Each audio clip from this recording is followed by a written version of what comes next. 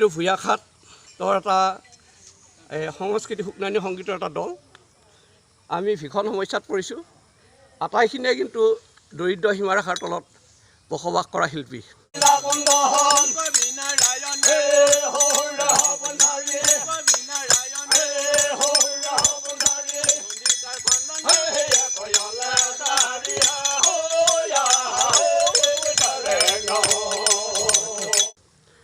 এই সংগীত চৰ্চাত প্ৰকৃততে আমি আজি 20-30 বছৰ ধৰি আমি অব্যাহত ৰাখিছোঁ।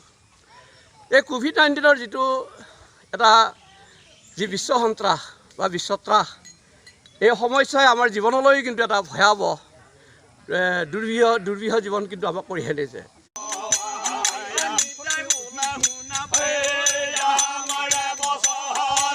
যাৰ কাৰণে আমি অন্নৰ সমস্যাত, এক প্ৰকাৰ বস্ত্ৰৰ সমস্যাত আৰু ল'ৰা ছোৱালীবিলাকক যিটো পঢ়োৱা আৰু গোটেইবিলাকত এটা বাধা আহি পৰিছে। যাৰ কাৰণে জীৱন ধাৰণত আমি গোটেই জীৱনটো পৰিচালনা কৰাত এটা গভীৰ সমস্যাত পৰিছোঁ। সাহায্য পাইছে নাই চৰকাৰ? এতিয়ালৈকে কোনো পোৱা নাই। পেপাৰে বাৰ্তা আমি পাই আছোঁ, টিভিৰ পৰ্দাত বহিলে পাওঁ, বিভিন্ন শিল্পীবিলাকক মানে সহায় আগবঢ়াই আছে। কিন্তু আমি ওদালগুৰি দৰঙৰ যদি অবিভক্ত যদিও আমি শিল্পী হয়, কিন্তু আমাৰ এই সাহায্যই কাৰোবাৰ কিবা অৰ্থৰ টোপোলা এইবিলাকে কিন্তু আমাক স্পৰ্শ কৰা নাই। আৰু আমি ভাবিছোঁ এতিয়া শেহতীয়াভাৱে যে বিজেপি চৰকাৰৰ নেতৃত্বাধীন চৰকাৰখনে যে কিছু শিল্পীসকলক, লোক সংস্কৃতিৰ যিসকল শিল্পী আছে সেই শিল্পীসকলক 2000 টকা দিব 3 মাহৰ কাৰণে।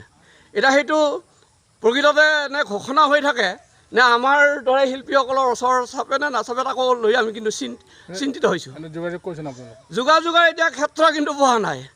পেপাৰৰ বাৰ্তা পাইছোঁ, টিভিত এইবিলাক কথা কৈ আছে, কিন্তু আমি উদ্যোগ পোৱা নাই যে প্ৰকৃত কাৰ লগত যোগাযোগ কৰিব লাগিব, ক'ত পাম বিষয়টো। এইটো আমি কিন্তু এটা মানে এক হতভম্ব হৈ আছোঁ এতিয়া। নে কিছুমানে এটা দিন তাল বাদ্য লৈ এনে শিল্পী পেঞ্চন লাভ কৰে, এনেকুৱা উদাহৰণ আছে।